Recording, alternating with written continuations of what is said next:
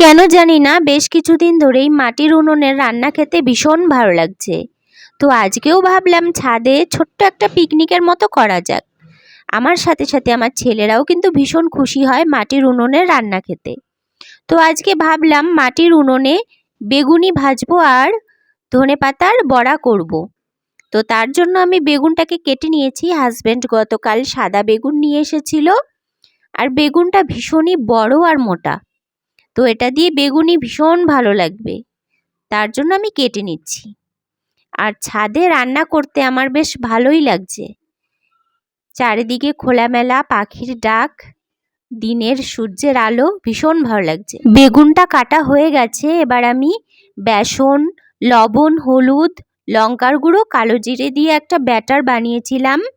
তাতে বেগুন আর ধনেপাতাগুলো ডুবিয়ে ভেজে নিলাম। এই দেখো বেগুনিটা দেখতে কি সুন্দর হয়েছে।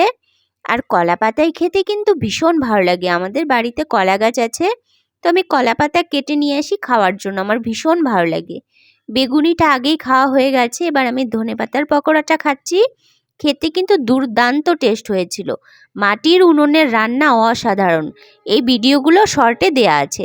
তো আজকে কি কি রান্না করেছি সেগুলো তোমাদেরকে শেয়ার করছি, চলো। এই দেখো, সকালে একটা মিষ্টি কুমড়ার ডোগা দিয়ে তরকারি করেছিলাম, সকালে খাওয়া হয়েছে, যেহেতু আমরা সকালে ভাত খাই।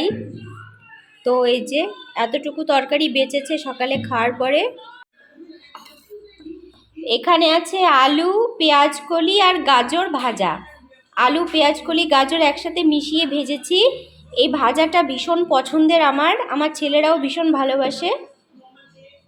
আর পাতলা করে মুসুর ডাল করেছি পেঁয়াজ ধনেপাতা দিয়ে, একদম পাতলা করে করেছি। আমার হাজব্যান্ড আবার গাঢ় ডাল পছন্দ করে না। এটা হচ্ছে স্পেশাল আজকের পায়েস করেছিলাম, সেগুলো বাটিতে বেড়ে রেখেছি। আমার হাজব্যান্ড আবার বাটিতে না বেড়ে রাখলে খেতে পছন্দ করে না। মানে একটা গামলার মধ্যে থাকলে বা যেটাতে করেছি সেটাতে থাকলে পরে পায়েসটা কেটে কেটে দেওয়ার সময় কীরকম একটু ছেড়ে ছেড়ে যায়। তো করার পরে আমি এভাবে বাটিতে বেড়ে রাখি, আর আমার হাজব্যান্ড এভাবে খেতে খুব পছন্দ করে। ভাতটা আজকে করতে দেরি হয়ে গেছে, এখন বসালাম। আর ভাতের উপরে না জল দিয়ে রাখলাম, ভাতের হাঁড়িতে যখন জল কমে যাবে তখন এই জলটা ঢেলে দিব।